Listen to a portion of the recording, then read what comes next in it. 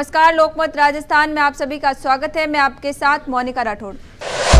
दिव्या मदेरणा ने कसा केंद्र पर तंज, कहा किसान नेताओं का क्या बीजेपी ने अपमान। धनखड़ अन्नदाता की आवाज वो हमेशा से उठाते रहे हैं। उपराष्ट्रपति पद से जगदीप धनखड़ के इस्तीफे पर राजनीति प्रतिक्रियाओं की कतार लंबी होती जा रही है। लगातार नेताओं की बयानबाजी से राजनीति में उबाल देखने को मिल रहा है। कांग्रेस इस पूरे मसले पर बीजेपी को घेरने में कोई कोर कसर नहीं छोड़ रही है। नेता लगातार इस पूरे मामले में बीजेपी में फूट की बात कर रहे हैं, साथ ही किसानों के अपमान के तौर पर बीजेपी को घेर रहे हैं। पेश है हमारी खास रिपोर्ट में।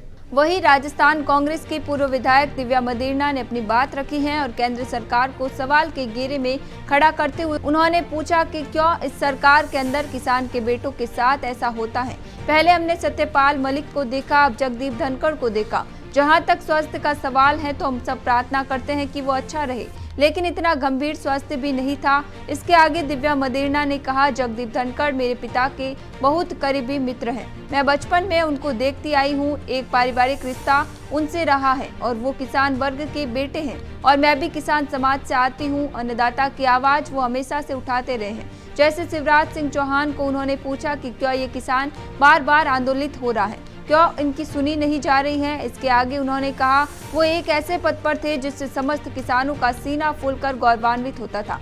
आज मुझे लगता है कि समस्त राजस्थान और पूरे किसान वर्ग के अंदर दुख भरा क्षण है, बहुत मायूसी है और अन्नदाताओं के आंख में नमी सी होगी कि उनका एक बेटा और सपूत इस पद पर आसीन था। दिव्या मदेरणा ने आगे कहा, इससे कहीं ज्यादा आश्चर्यजनक रूप से उनका इस्तीफा हुआ और तुरंत मंजूर हो गया। उन्होंने कोई अपना फेयरवेल स्पीच नहीं दिया। निश्चित रूप से दिखाता है कि सरकार का कोई दबाव या तंत्र था। 75 सालों के इतिहास में पहली बार कोई उपराष्ट्रपति इस तरीके से जा रहा है। किसान वर्ग इससे बहुत आहत है, इसको अपमानित रूप से देखता है।